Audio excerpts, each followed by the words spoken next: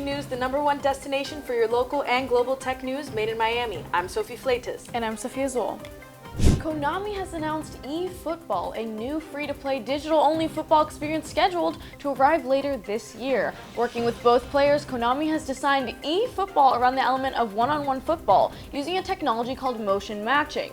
This technology takes into account factors like ball movement and running speed to create realistic and engaging reactions. As technology advances, esports are becoming more and more like the real thing. It allows gamers to feel like they're on the team without actually having to get off the couch. This week, Spotify introduced what it's calling the What's New feed, which will deliver an ongoing series of updates to mobile app users focused on new releases. According to the company, the What's New feed will serve as another way for Spotify users to keep up with all the new music and podcasts that are released from the shows and artists that they follow on the service. In other words, it's a personalized feed based on what you listen to, not a universal feed.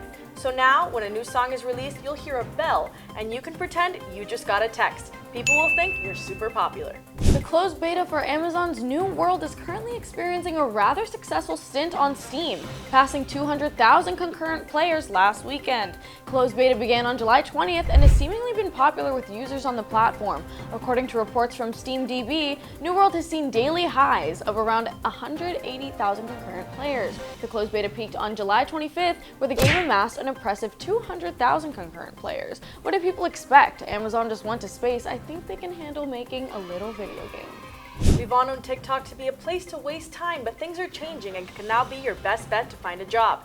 Through a new pilot program, which is running in July, employers advertise open roles on the video app and invite young job seekers to create a video resume. Users then create a short, creative TikTok featuring themselves and send it off. Those with standout clips will then be contacted to start a formal hiring process. Just a word of advice to job seekers. Just because it's TikTok doesn't mean you have to do TikTok trends. If you're not applying to be a dancer, I don't think a dancing video is what they're looking for. Camila Cabello's new song Don't Go Yet has topped this week's new music poll. Music fans voted in a poll published Friday on Billboard, choosing the 24-year-old singer's latest single as their new favorite music release of the past week.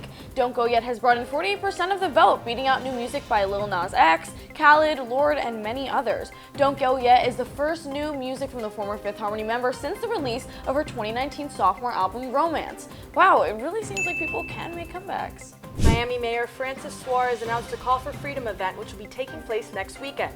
He said, "This is not a party, this is a cry for freedom." The event is happening at Bayfront Park at 5 p.m. Saturday and is calling for liberty of those in Cuba, Venezuela, and Nicaragua.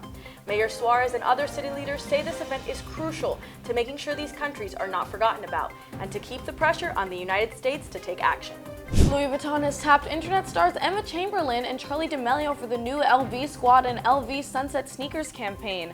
While Chamberlain and D'Amelio have both found fame on the internet, it's from two different platforms. Chamberlain is a comedian, YouTube star, award-winning podcast host, global ambassador, and CEO with a combined social media following over 35 million. D'Amelio, meanwhile, is a digital superstar in her own right, having been crowned the reigning queen of TikTok by the New York Times. She is also the first and only TikTok user to have over 100 million followers. What do the two have in common, though? They'll both get a boatload of cash to take a few pictures with some fancy shoes. Amazon listed a job opening for a digital currency and blockchain product lead, sending cryptocurrencies soaring Monday. As of Monday afternoon, both Bitcoin and Dogecoin had soared more than 14%. Ethereum went up nearly 12% over that period. Typically, when Amazon is rumored to enter a new market, stocks of soon-to-be rivals tumble.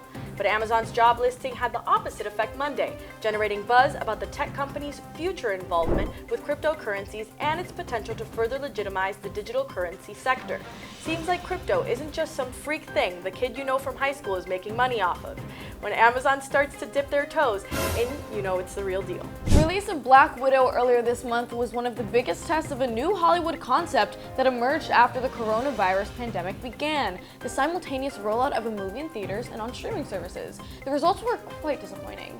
In its second week, Black Widow posted only $26 million, which was a 67% drop at the box office and the steepest such decline in the history of the Marvel Cinematic Universe brand. The pent-up hype for the first Marvel movie in 2 years meant a strong start, but the Black Widow now looks as though it'll struggle to beat the domestic total of the first Captain America film from 10 years ago. What did you guys think of Black Widow? Did it deserve to get smoked at the box office? Let us know in the comments below. Telemundo Deportes unveiled its first multi-camera virtual reality set that is serving as one of the studio's homes of Telemundo's extensive Olympics coverage. The set, along with a fully revamped sports studio, complements the extensive production that originates from Tokyo, providing viewers with an immersive experience during the games. It's a series of giant sets made entirely with green screens, just like Streen's set. Seems like once again, Streen was ahead of the game on this one. Virtual sets are the future. Well, that's all the time we have for today. Be sure to tune in next week for another episode of Streen News.